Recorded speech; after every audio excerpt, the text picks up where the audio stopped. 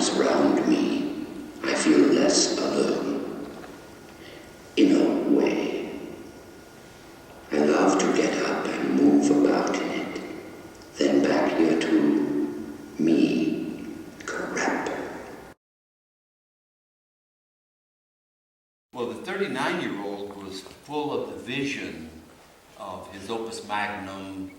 He would not become what he had always been. A failure, an alcoholic, a womanizer. There are 8 women mentioned in the play, and it's only 40 minutes long. Whoa! but basically, angry, bitter, because he didn't realize the fire in him.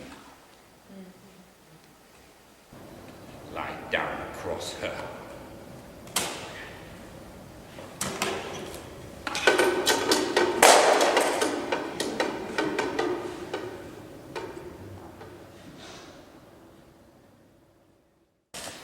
It's a comment rather than a question. I saw many years ago Martin Held at the Schiller Theatre in Germany do this play, also directed by Beckett. Yes. And the similarities between that and what I saw tonight are incredible.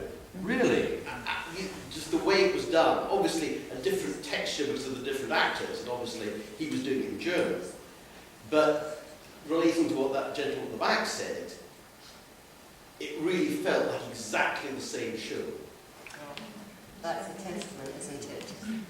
I thank you, because I never saw that, obviously, but sorry.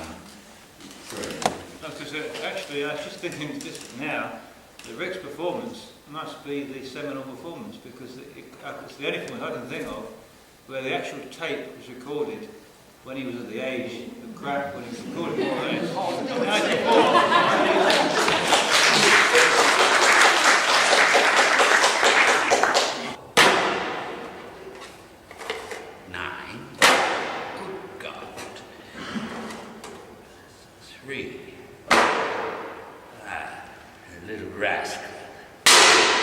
The music of suffering, the light and dark of our existence.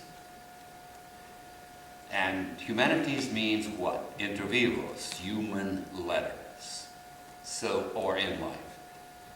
And when we disallow what has always been the churchman's premise and allow our human letters to come forward, and a man like Beckett can step up, or others. There are others, but this is Beckett's evening, so let's keep it on him.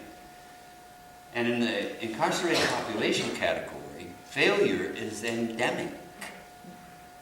We don't have success. We don't even understand success. Most of our lives have been about failure.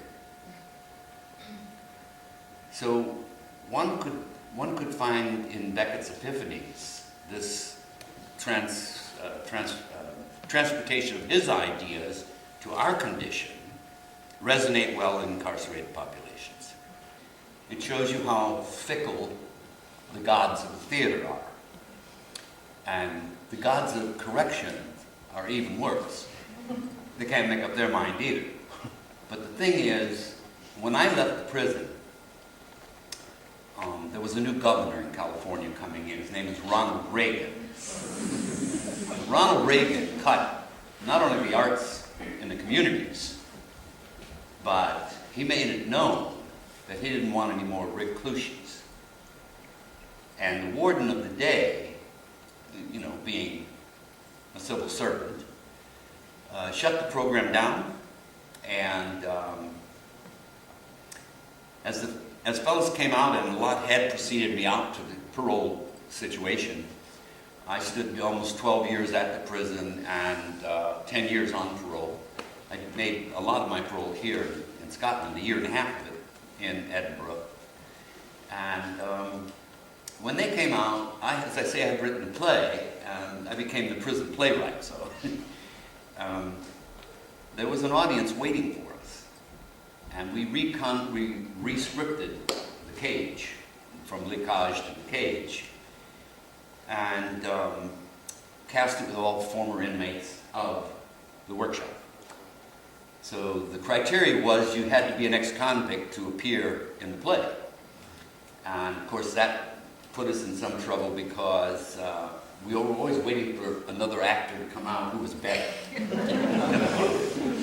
We had 3 companies running, mostly doing the university circuit, college circuit in the United States, while the lead company was doing Broadway, off-Broadway, and most of the regional professional theaters in the country.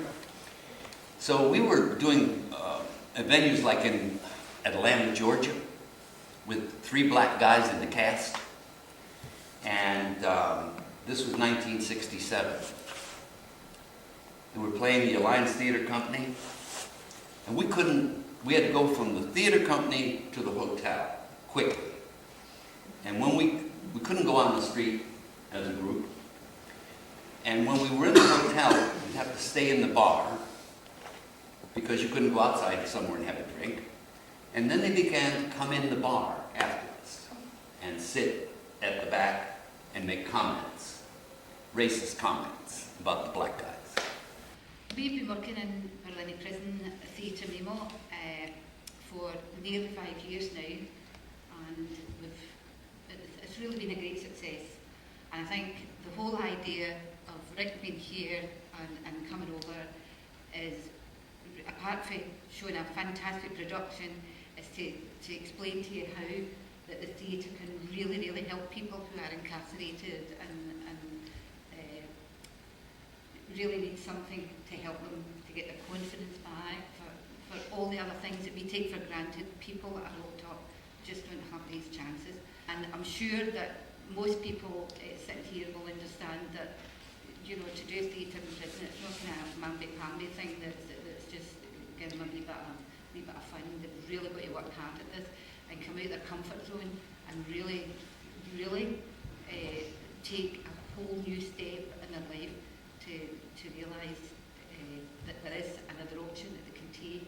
So what I'm asking, why I'm here tonight, is to ask you all, you know, if there's anything you want to know about theatre, maybe go onto our website and find out, and really think, what can I do about this? How can I help? And if it's only to tell somebody else that hasn't been here tonight, has been wondering about theatre in prison, to give them an insight into how it can really help the whole community as a whole, because we want people to come out better than they went in. So thank you very much for listening, and I hope that you take that away with you.